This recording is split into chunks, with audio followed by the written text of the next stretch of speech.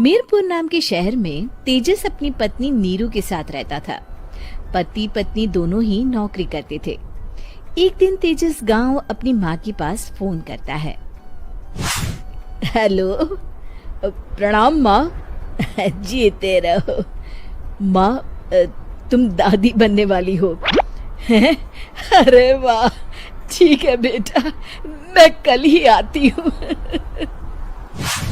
जब माँ जी शहर पहुंची तो बेटी बहू ने बहुत अच्छे से स्वागत किया। लीजिए माँ जी चाय।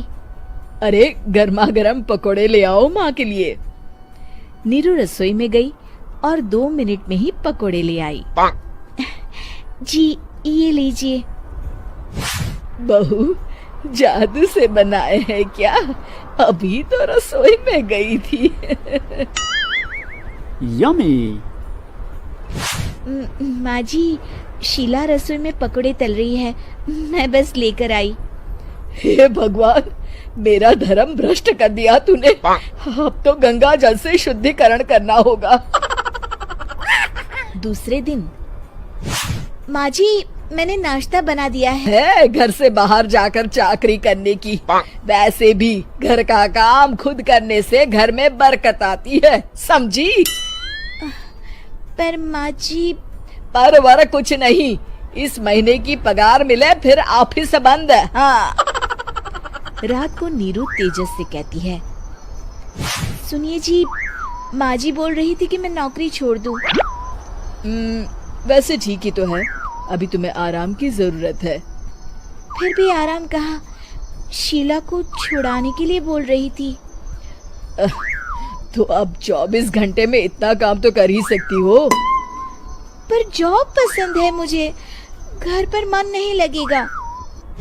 अगले दिन जब दोनों ऑफिस के लिए निकल रहे थे, मेरी तो कोई कीमत ही नहीं है इस घर में।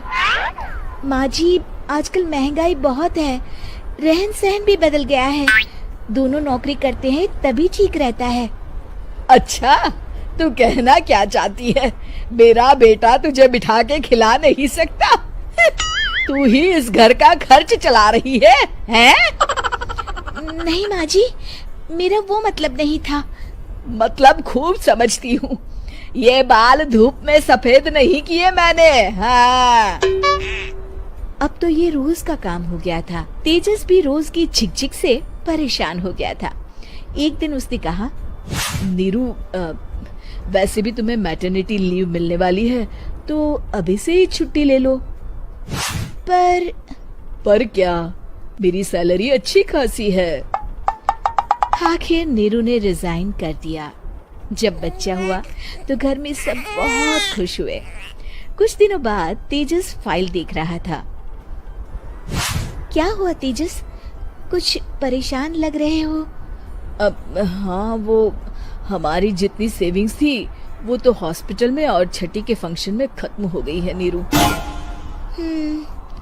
और अभी वैसे मंदी चल रही है तो मैं बोल रही थी कल मुन्ना को हेपेटाइटिस का टीका लगवाना है। नीरू, क्या पोस्टपोन नहीं कर सकते? नहीं जी, बिल्कुल नहीं।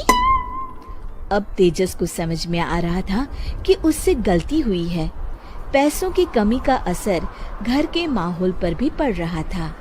अगले दिन, बेटा मेरा चश्मा और ये दवाइयाँ ले आना, पर्चा देते हुए माँ जी ने कहा। जी। तेजस, मुन्ना के लिए दूध का डिब्बा और डायपर भी ले आना, और ये किराने के सामान की लिस्ट है, इसे भी लाना है। तेजस गुस्से में लिस्ट मरोड़कर फेंकता है और चिल्लाता है, पैसे क्या पेड़ पर उगते हैं? ये ले आना, वो ले आना। अरे पर ये जरूरत का सामान ही है। वो गुस्से में बिना कुछ कहे ऑफिस चला गया।